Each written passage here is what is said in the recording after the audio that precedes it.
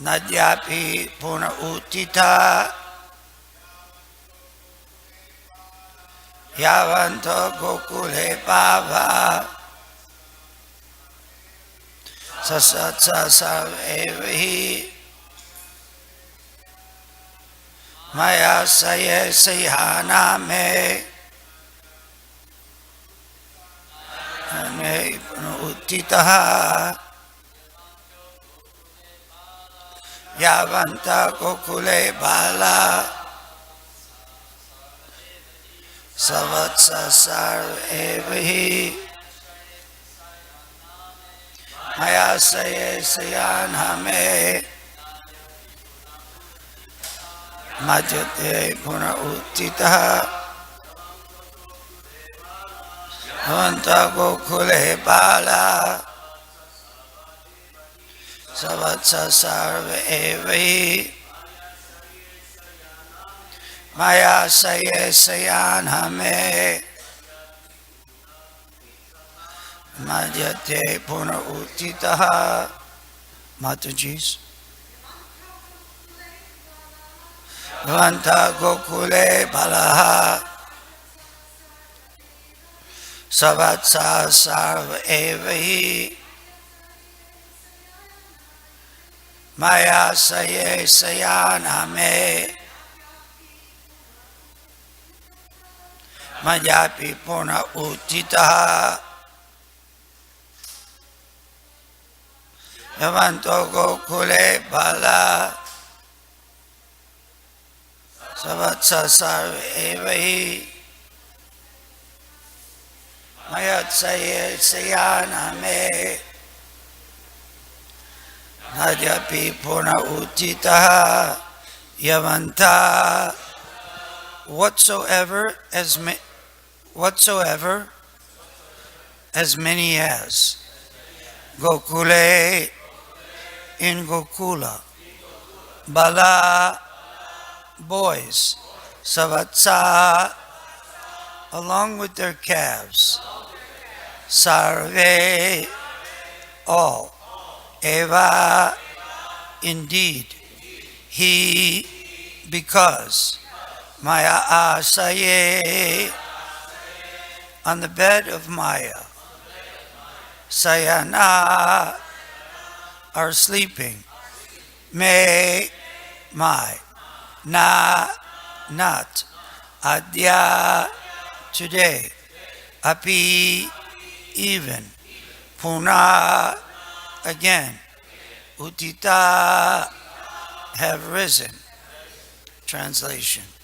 Lord Brahma thought, whatever boys and calves there were in Gokula, I've kept them sleeping on the bed of my mystic potency, and to this very day they have not yet risen again. Purport by Srila Prabhupada.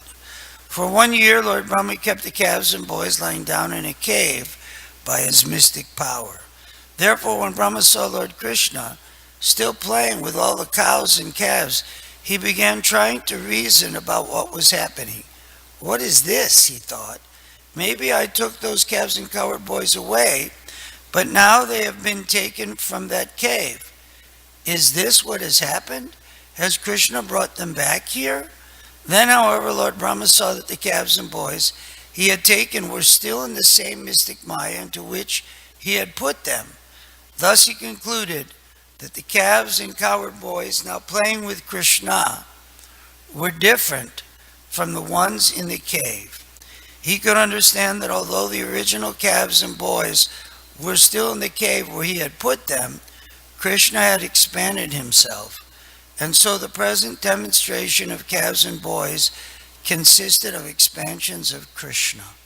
They had the same features, the same mentality, and the same intentions, but they were all Krishna. Yavanto gokule bala savatsa sarva evahi mayaya se sayaname nadyapi punar uttitaha. Lord Brahma thought, whatever boys and calves there were in Gokula, I have kept them sleeping on the bed of my mystic potency, and to this very day they have not yet risen again. Om Jnanat Mirandasya Gyananjana Shalakaya Chakshur Unmilitam Jena Tasmai Sri Gurave Namah. I was born in the darkness of ignorance, and my spiritual master opened my eyes with the torchlight of knowledge. I offer my respectful obeisances unto his lotus feet. So here, Lord Brahma has actually figured out the trick of Lord Krishna. That Lord Krishna had replaced the cows and the cowherd boys so magnanimously that Prabhupada says here in the purport, they had the same features, the same mentality, and the same intentions as the original cowherd boys. So this is the beautiful pastime of Lord Krishna. This was the last pastime that Srila Prabhupada gave us in his translation. He passed from this world. You will see, I think it was text 64. Text 64 was his last verse. We're already on text 41. And Prabhupada's mood and aim was to give us these transcendental pastimes of Lord Krishna and Lord Krishna's devotees. Where else can we hear the stories of Krishna? Where else can we hear the stories from Srimad Bhagavatam? The impersonalists don't present.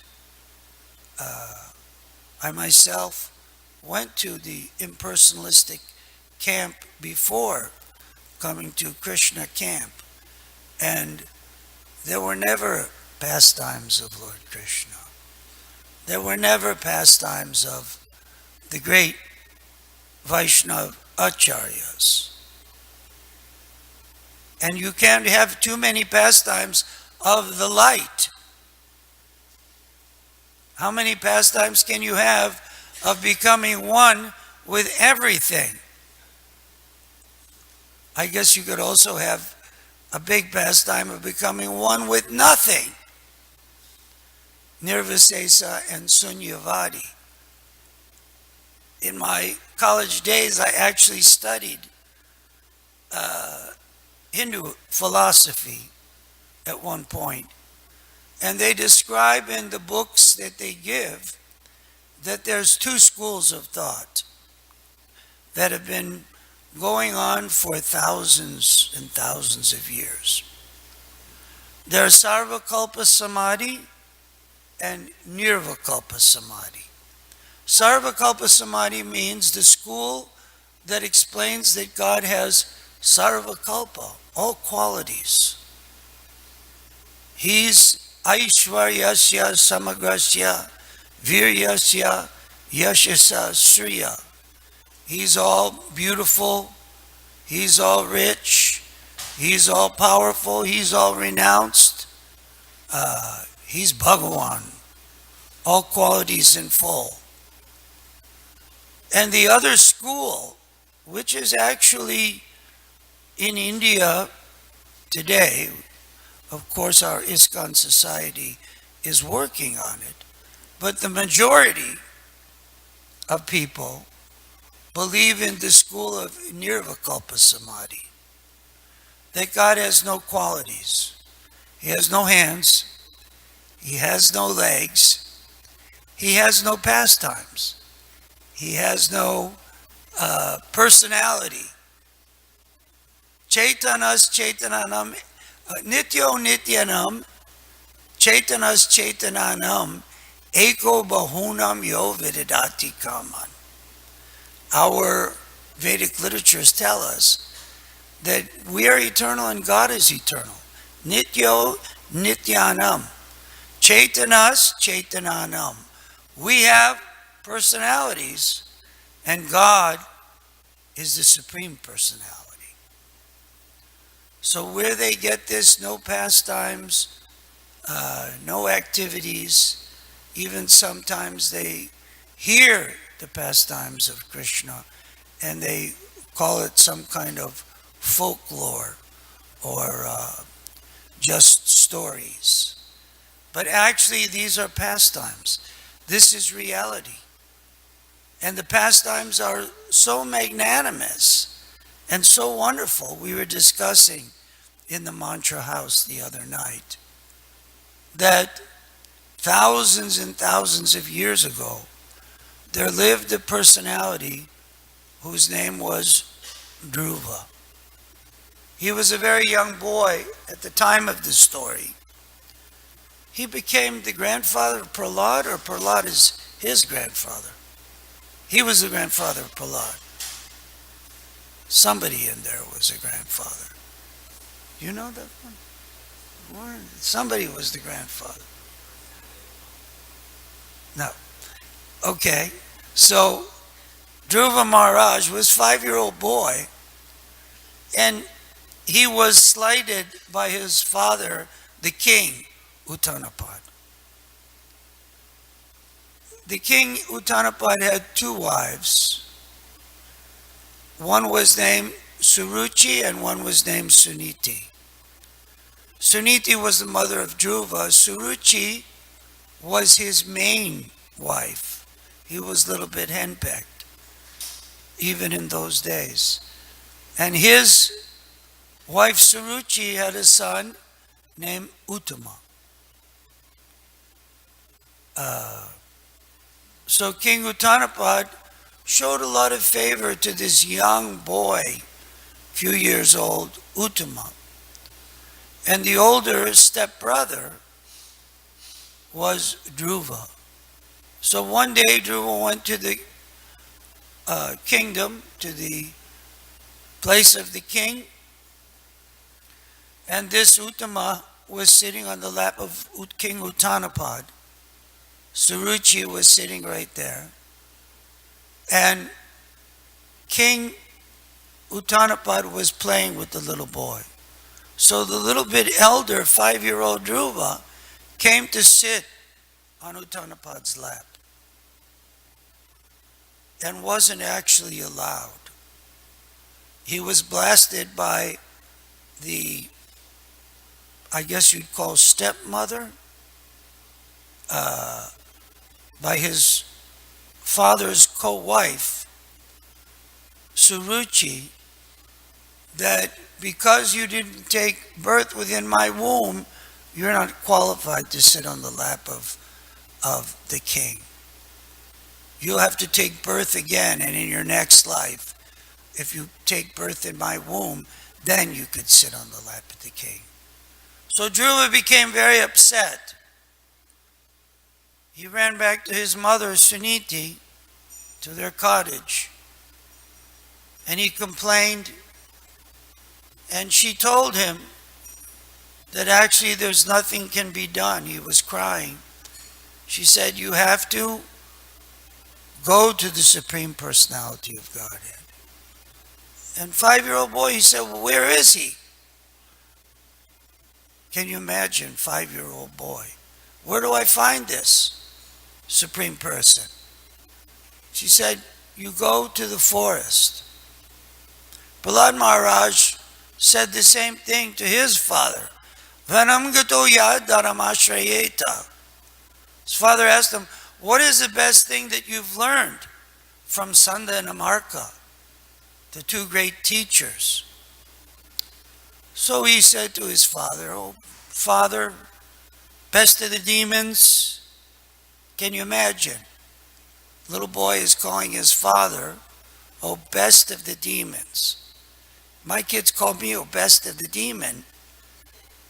If the little boy running around screaming calls his daddy, oh, best of the demons, can you imagine? Of course, we're all devotees, but Prahlad said, oh, best of the demons, as far as I've learned, you should give up your kingdom and go to the forest. You're wasting your time. Vanam gato yad, vanam means forest. Dharamashrayeta. Go to the Head for the hills. Get out of town.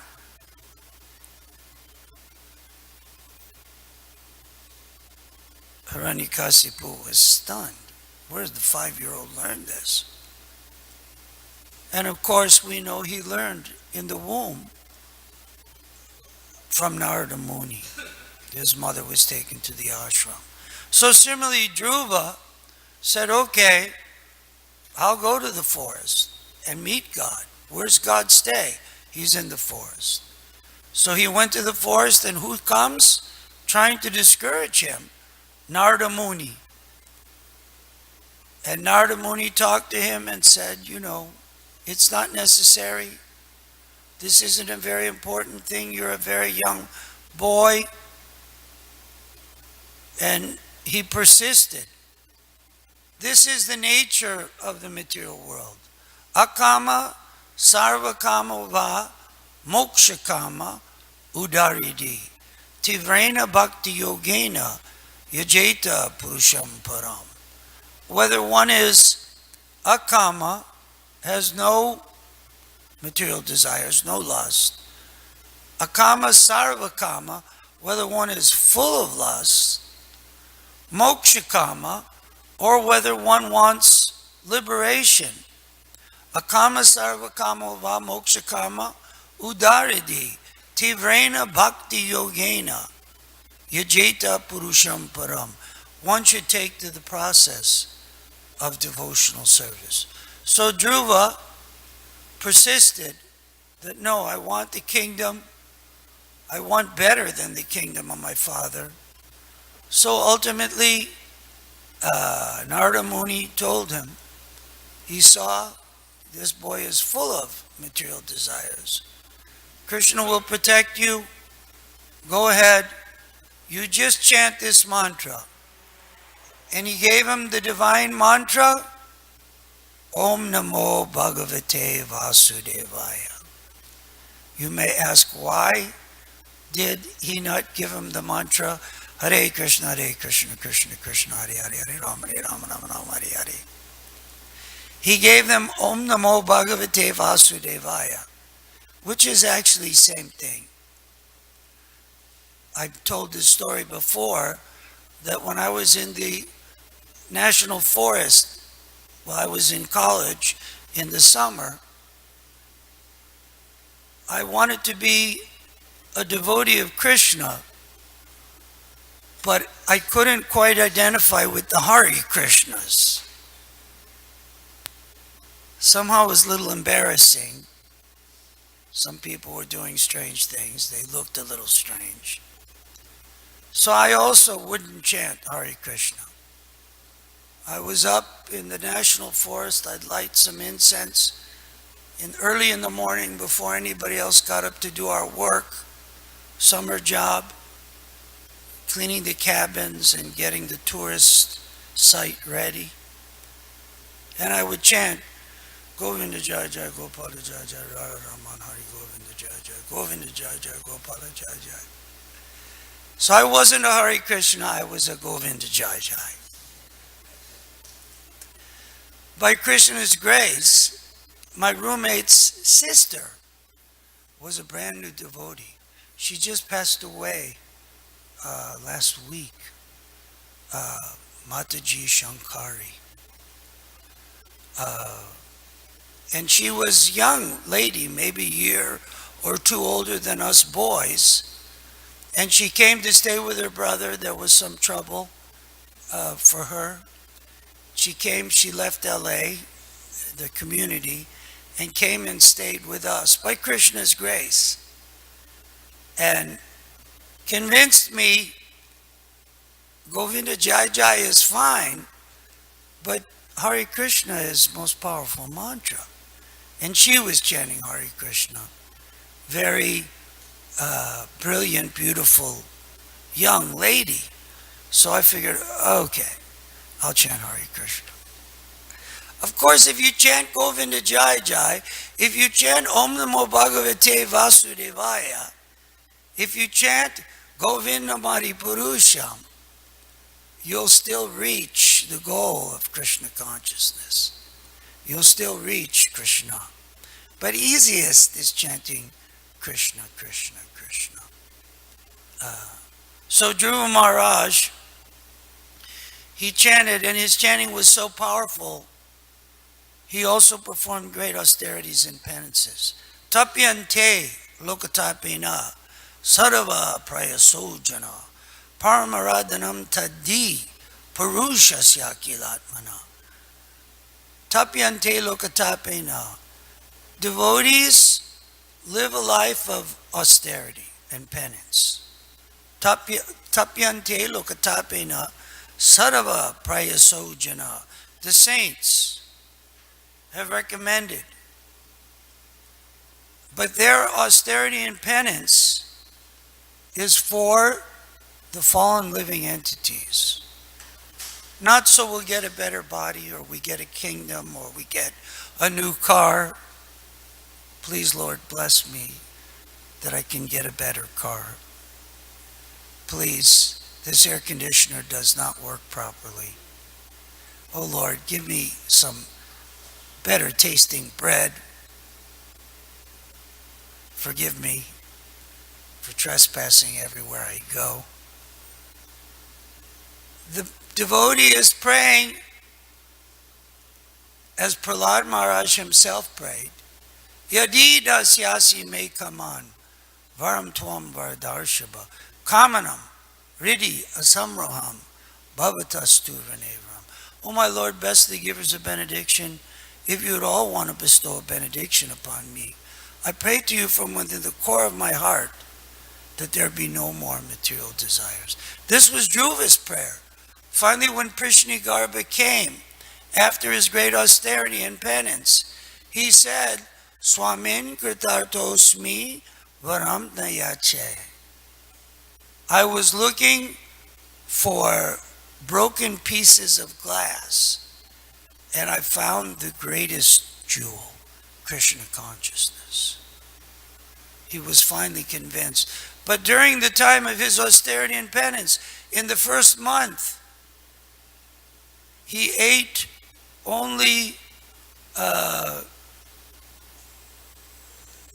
fruit and berries every 3 days.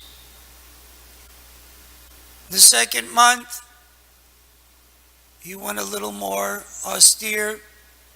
He ate grass and leaves every 6 days. Can you imagine? For a while I had to do a salad fast to bring up my hemoglobin. Spinach, arugula, all wonderful. Even they put in the dressing, which we won't even mention, offered to Krishna. And I was so hungry after a while. Dhruva ate leaves and grass every 6 days. He was 5 years old. He didn't have any stomach disorders. He was a good boy, normal boy, but he was performing great penance and austerity. Sometimes devotees even, it's encouraged. We have coming up right soon, very soon, Chaturmasya. This month you don't eat green leafy vegetable. This month you don't eat milk product. This month you don't eat this, that. Even we're following Ekadasi. No grains, no beans. Our editor made a slight mistake in our calendar one year. And he, instead of putting in a G, he put in a B. So for a few of the Ekadasis, it said no brains and beans. Not to criticize our dear editors, but that one was pretty interesting. No brains and beans. So we fasted from brains and beans. Didn't use our brain that day. So during the 4 months of the rainy season, the Chaturmasya, as in the histories of the Vedas, the gopis worship the goddess Katyayani to get Krishna as their husband. They also had a desire, a transcendental desire. So they followed this Chaturmasya. They ate once in a day, fused rice and mung beans with nothing else. Boiled rice and mung beans, no oil, no salt, no pepper, no turmeric, no coriander, nothing. Rice and mung for 4 months to get Krishna as their husband. And they worship Katyayani in this way. Similarly, we have the Chaturmasya. You can follow. It's so strict that one's supposed to eat with the hands behind the back on your knees, the rice and mung once a day on the floor. I tried this for a while. And if you get a cramp and you come out of the position, finished. Boss. Game over for today. There's always tomorrow, 24 hours from now. Very austere. And in the last month of Chaturmasya, Damodar, when everyone is chanting, Namamiswaram, Satchidananda Rupa, one eats the first day of Damodar, 15 bites. The second day, 14 bites. All the way to the 15th day, no bites. And then 16th day, 1 bite. 17th day, 2 bites. Up to the end, 15 bites. You'll weigh 101 pounds. GBC called me up and said, stop. You're going to kill yourself. Don't do this. So we have austerity and penance. But our real austerity, tapyanti lokatapena sarva prayasojana paramaradanam tadi parushasya kilatmana, is giving people Krishna consciousness.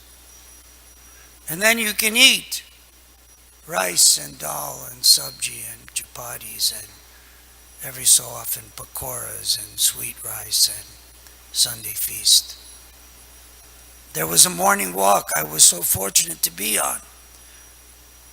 Srila Prabhupada was taking the devotees through the forest of Vrindavan, and we came upon a bush that had these berries. I think it was Vrindavan. And Lokanath Maharaj was there, very expert sannyasi. Prabhupada pointed to this tree that had these little berries, bush with berries. He said, what are those berries? And Lokanath Maharaj said, they're such and such, apachanakesi berries. Prabhupada said, you can eat them? He said, oh yes, Srila Prabhupada. So Prabhupada told all GBC men, sannyasis, and a few straggling brahmacharis who were serving sannyasis, our men should learn to do like this. Chant Hare Krishna, live in the forest, and once a week go to the village and beg 1 or 2 chapatis. Devotees were flipping out because sometimes when Srila Prabhupada would say something, we'd have to start doing it. And he had just been in Denver and went over with Tamal Krishna Maharaj that this is the diet your men should eat. Rice and salad and sabji with a little halva and 6 chickpeas and, did I say chapatis? And so Tamal Krishna Maharaj, but Prabhupada, you said that we should have rice and sabji and the men should be, and Prabhupada said, yes, but we should learn to be able to do like this. Eat the berries, chant Hare Krishna all day. Live in the forest. Can you imagine? We're in the forest chanting Hare Krishna all day. Time for prasad, you get these little berries. And once a week, Sunday feast, go to the village and bake one chapati. Prabhupada said our men should learn to do like this. Of course, by Krishna's grace, we didn't have to do it. But Prabhupada did say that same year, our men should eat once a day sumptuously. So Tripurari Maharaj, our sannyasi leader of our traveling party, made all of the men on his party, Naikatma, Vaisheshika Prabhu, so many nice devotees. We were young men, 23, and we were only allowed to eat once in a day. Prabhupada said, eat once a day sumptuously. Everyone started getting very frail. We were very austere. We were going on Sankirtan all day. Vaisheshika was like 17 years old, and he was 6'5" and weighed about 133. And we were all literally starving. Other people were eating 3 meals a day. We were only allowed to eat once in a day at lunchtime. Chapati and khichdi. And that went on for months and months, mid-70s. And then I think one GBC or sannyasi went to Prabhupada and said, the boys are doing like this. And Prabhupada clarified that no, you eat 3-4 times a day. But once a day, eat sumptuously. So depending how you hear that, eat once a day sumptuously. That can mean, oh my God, we have to eat once a day. Or eat prasad, but once a day eat sumptuously, which is what Prabhupada really meant. So this Dhruva Maharaj, in the 3rd month, he only drank water every 9 days. First it was berries and fruit, then flowers and leaves, leaves and grass. Then it was just drinking water 9 days. In the 4th month, he was breathing every 12 days. He took a breath. Can you imagine? What a powerful personality.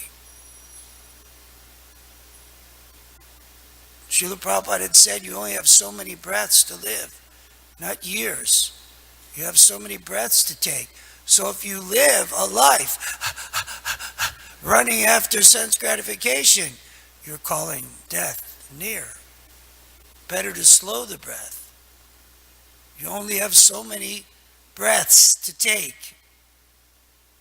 Of course, chant Hare Krishna, the breath slows way down. Our blood pressure. I was in the hospital once, years ago. I've told this story. Dravida Prabhu came. I was on the border of Mexico. And he said, I did this to my father. Let's see if it works on you. My blood pressure was like 220 over 100. And they thought, we gave this guy medicine. We shot him up. We don't know what to do with him. So Dravida chanted mantras for 15 minutes, holding my head. And they had me attached in ICU to this blood pressure machine. Every 15 minutes, it would take your blood pressure. Sure enough, you'll be happy to know. And the scientists can put it in their journals. The blood pressure went down from the chanting of the mantras, and I chanted with him some that I knew, to 135 over 70, which is considered almost normal. Little high normal. But it was like heart attack normal previously. Till Dravida chanted the transcendental mantras. It's a true story. He tells the same story. He was there. So After that, the 5th month, Dhruva stood on one leg. And the entire universe shook. Prishnigarbha came and said, what is it that you want? The demigods went to Prishnigarbha, went to Krishna. He appeared as Prishnigarbha. And he told Prishnigarbha, Swamin Katartosmi Varam Nayache. I was looking for a kingdom greater than my father's. I was looking to be accepted by my father, but now I found the greatest jewel, the greatest treasure, the greatest takaramono, Krishna consciousness. And so, when he returned back to the kingdom shortly after his father passed, his father actually went to the forest after hearing about his son. And Dhruva Maharaj became the king and became in charge of the pole star. The Suruchi, her son Uttama, was on an expedition in the forest, I think a hunting, and somehow he was killed. And Suruchi, his mother, the stepmother, she went to find out what happened to her son, and she was devoured by forest fire. Do not mess with devotees. So many stories. Devotees won't retaliate, but Krishna will. Sarunam hridayam mayam, sarunam hridayam twaham. Devotees are my heart, and I am in their heart. They know nothing but me, and Krishna says, I don't know anything but them. So basically Krishna is saying, do not mess with devotees. Do not offend. Do not throw devotees off the lap of the king, Suruchi. So these wonderful stories, great pastimes, are there in Krishna consciousness. This pastime of Brahma and the cowherd boys is so beautiful and so heart fulfilling. Yayatma suprasidati, satisfying to the soul. This is Krishna consciousness. Not that God is some imperson with no form. God is a person with form. He has transcendental activities, so many wondrous pastimes. And those pastimes, when we become absorbed in them, is real meditation, is the ultimate goal of life. All glories to Sri Guru and Gauranga.